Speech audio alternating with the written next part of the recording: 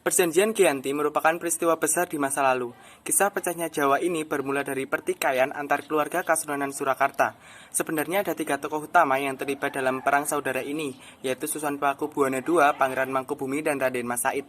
Raden Mas Said sendiri meminta haknya sebagai pewaris tahta Mataram yang diduduki oleh pamannya, yakni Pakubuwana II. Alasan utamanya ialah bahwa ayah Raden Mas Said, Pangeran Arya Mangkunegara, merupakan putra sulung dari Amangkurat IV.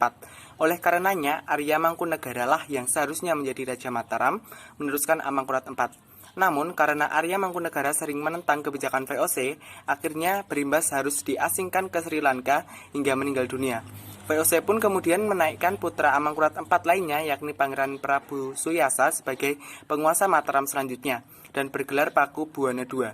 Adapun kebijakan yang diambil ialah dengan memindahkan istana dari Kartasura ke Surakarta, hingga berdirilah Kasunanan Surakarta sebagai kerajaan turunan Mataram.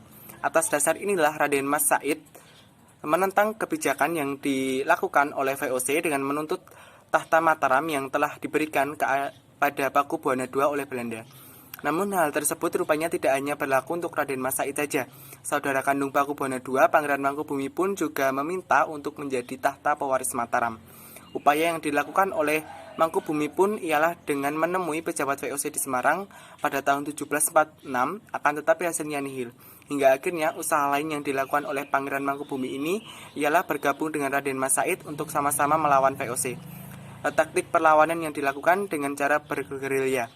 Hal tersebut ternyata membuat Kasunanan Surakarta kewalahan, bahkan mengakibatkan Pakubuwana II sakit parah. Hal tersebut dimanfaatkan oleh Mangkubumi untuk ditetapkan sebagai Raja Mataram oleh para pengikutnya dan bergelar Pakubuwana III. Pada 20 Desember 1749, Pakubuwana II meninggal dunia, namun sebelum sepeninggalnya, Pakubuwana II dipaksa menaikkan perjanjian untuk memberikan kewenangan kepada VOC dalam pengangkatan raja baru. Mengetahui hal tersebut, maka VOC tidak mengakui Pangeran Mangkubumi sebagai penguasa dari Mataram. Seharusnya yang melanjutkan tahta Pakubuwana II ialah putranya sendiri, yakni Raden Mas Sujadi. Dengan demikian, sempat ada 2 sosok yang memakai gelar Pakubuwana III, yakni Pangeran Mangkubumi di Yogyakarta dan Raden Mas Sujadi di Surakarta. Pada 13 Februari 1755, bertempat di Desa Giyanti, pihak VOC bertemu dengan kubu Pangeran Mangkubumi, di mana peran VOC pada saat itu ialah inisiator sekaligus mediator, justru menjadi pihak yang paling diuntungkan dengan adanya perjanjian ini. Musuh yang paling kuat menurut VOC ialah Raden Mas Said yang terus melawan setelah pecah kongsi dengan Pangeran Mangkubumi. Meskipun demikian, perjanjian Giyanti 13 Februari 1755 telah mencapai kesepakatan bersama.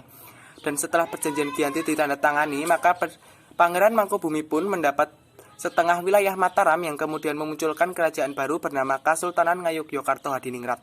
Pangeran Mangkubumi lalu mendeklarasikan sebagai raja dengan gelar Sri Sultan Hamengkubuwana I. Dengan demikian, maka riwayat kerajaan Mataram Islam telah berakhir baik secara de facto maupun secara de jure. Sebagai wujud nyata di mana telah berlangsungnya kesepakatan atas perjanjian Giyanti ini, maka dibangunlah monumen perjanjian Giyanti di Karanganyar, Jawa Tengah, dan wujud situs ini berupa batu prasasti dan juga terdapat pohon beringin.